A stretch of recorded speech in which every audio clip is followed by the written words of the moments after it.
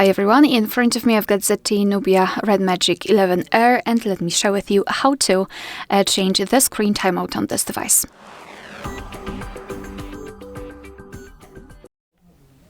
So let's begin with opening the settings, and here we have to scroll down and find the display.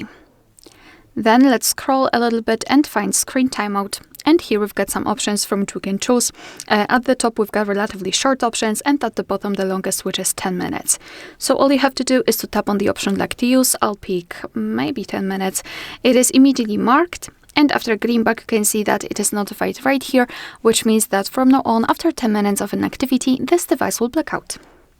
Alright, so that will be all. Thank you so much for watching. Please hit the subscribe button and leave the thumbs up.